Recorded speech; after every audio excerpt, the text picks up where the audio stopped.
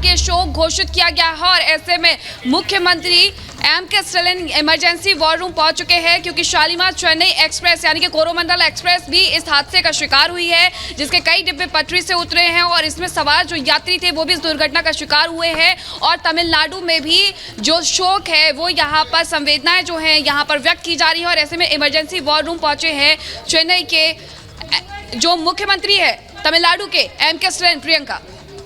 बिल्कुल, देखिए लगातार आपको बता दें यहाँ पर सुबह हमने सुना था केंद्रीय रेल मंत्री अश्विनी वैष्णव को, जिन्होंने कहा था कि पहली प्राथमिकता हमारी है कि जल्द से जल्द ये रेस्क्यू किया जाए। एनडीआरएफ एसडीआरएफ की टीम मौके पर पहुंची हुई है।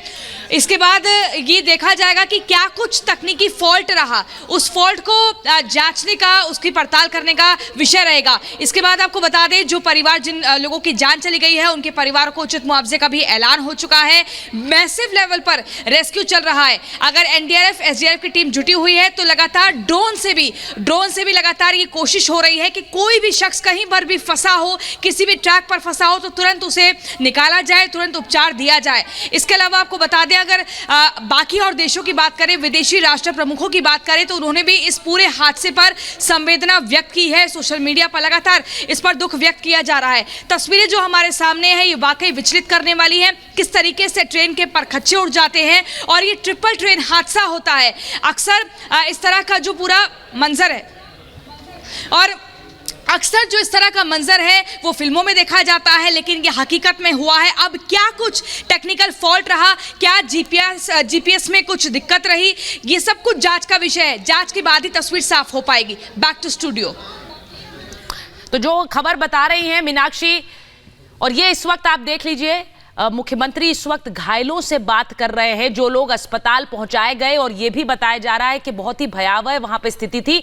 आप देख सकते हैं एम.के. स्टालिन को, जो इस वक्त वहां पर जो घायल हैं उनसे बात कर रहे हैं। आपको बताएं कि वहां पर चेन्नई से जो लोग थे उनकी पहचान की गई है। देखिए ये जो कोरोमंडल एक्सप्रेस थी, इसी के साथ जो दूसरी ट्रेन जो टकराई है वो चेन्नई से चलकर आ रही थी और इसीलिए वहां पर कई जो घायल हुए हैं उनमें तमिलनाडु के भी लोग हैं। एम.के. स्टालिन इस वक्त एम.के. स्टालिन उड़ीसा के चीफ सेक्रेटरी से बात कर रहे हैं। ये बताया जा रहा है पूरी एक कोऑर्डिनेटेड एफर्ट की इस वक्त जरूरत है और वही इस वक्त किया जा रहा है। चेन्नई के मुख्यमंत्री उड़ीसा के चीफ सेक्रेटरी से बात कर रहे हैं जिससे कि एक कोऑर्डिनेटेड रिलीफ रेस्क्यू ऑपरेशन चलाया जा सके, लोगों तक उपचार पहुंचाया जा सके। ये जो तस्वीर आपको दिखा रहे हैं एम.के. स्टालिन की, जो कि इस वक्त यहां पर उड़ीसा के चीफ सेक्रेटरी से बात कर रहे हैं। हमारे साथ डॉक्टर नवीन भटनागर हैं, फॉर्मर डीआईजी हैं एनडीआरएफ के। डॉक्टर भटनागर, इस तरह का ट्रेन हादसा जब हम सुनते हैं आज के समय में सोचते नहीं हैं कि हिंदुस्तान में ऐसा हादसा होगा, लेकिन वजह क्या आप सोचते हैं? क्योंकि बताया गया कि 10 से 12 डिब्बे पटरी से उलटकर दूसरी पटरी पर, दूसरे ट्रैक पर चले गए। देखिए ऐसा है, हादसा तो हादसा होता है। आप नहीं कह सकते कि इसकी क्या एकदम इंटेंसिटी होगी या किस टाइप से ये हादसा अपना रुख लेगा।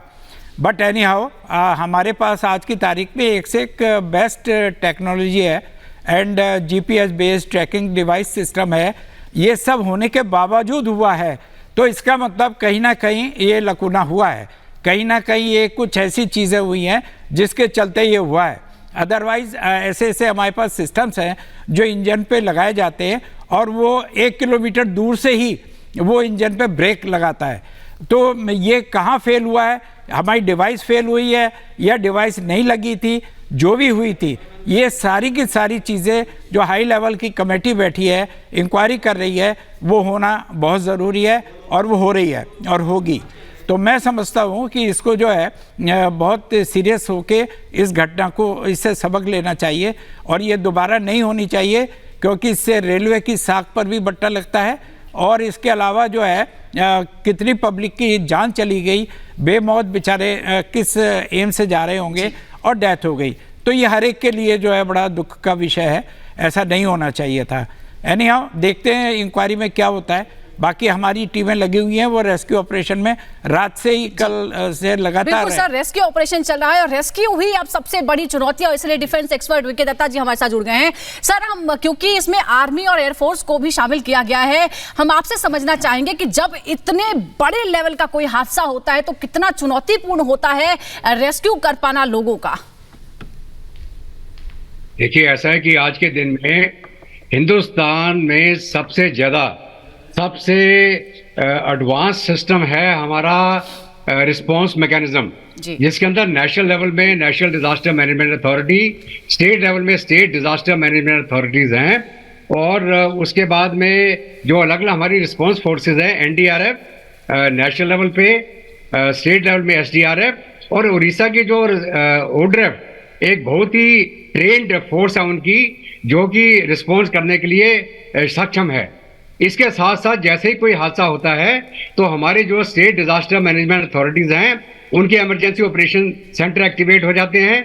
जिस डिस्ट्रिक्ट में हादसा हुआ है उसके इमरजेंसी ऑपरेशन सेंटर एक्टिवेट हो जाते हैं, और नेशनल लेवल में हेडक्वार्टर आईडीएस, जिसमें आर्मी नेवी एयरफोर्स का कोऑर्डिनेशन होता है, एनडीएमए के माध्यम से ये सारी फोर्सेस को अलर्ट करके मोबिलाइज कर दिया जाता है। अभी ये जो हादसा हुआ है बहुत अनफॉर्चुनेट है। इसके अंदर 5 टीमें एनडीआरएफ की पहले ही मोबिलाइज हो चुकी हैं, 2 टीमें अभी रास्ते में हैं, और तकरीबन 7 टीमें मिलके इसके अंदर रेस्क्यू करेंगी। लेकिन आपको ये थोड़ा मतलब ये पब्लिक को ये समझना चाहिए कि हादसा हो जाने के बाद जब तक रेस्क्यू होता है, वो चालू होता है, मोबिलाइज होता है, उसमें समय लग जाता है। और खास करके जो रेलवे एक्सीडेंट है दूर दराज इलाके में होता है, ये तो थोड़ा नजदीक यहाँ पे डेवलप्ड एरिया भी है, तो पहुंचने में फोर्सेस को टाइम लगता है। आर्मी को, एयरफोर्स को, हेलीकॉप्टर्स को मोबिलाइज करना है। उड़ीसा में नियरेस्ट एयरफील्ड कहाँ पे होगी, वहां से आर्मी बाय रोड आएगी, बाय एयर आएगी, एनडीआरएफ की टीमें बाय हेलीकॉप्टर लिफ्ट होंगी या बाय रोड पहुंचेंगी। और हमारी तो एनडीआरएफ की टीमें उड़ीसा में भी डिप्लॉयड हैं, वेस्ट बंगाल में भी हैं, और ये सारी मोबिलाइज हो गई हैं अभी। लेकिन खास करके क्या होता है कि इसमें कटिंग, हैवी लिफ्टिंग इक्विपमेंट चाहिए होता है जी। आदमी के हाथ से सिर्फ कटिंग कर सकते हैं आप, और लिफ्ट करने के लिए जो हैवी क्रेन्स होती हैं उसको रेलवे पटरी के ऊपर लाया जाता है। अगर रेलवे पटरी ही ब्लॉक हो गई है, उस हैवी इक्विपमेंट को लाने में थोड़ा समय लगेगा, उसकी रेल की पटरी को हमें रिपेयर करना पड़ेगा।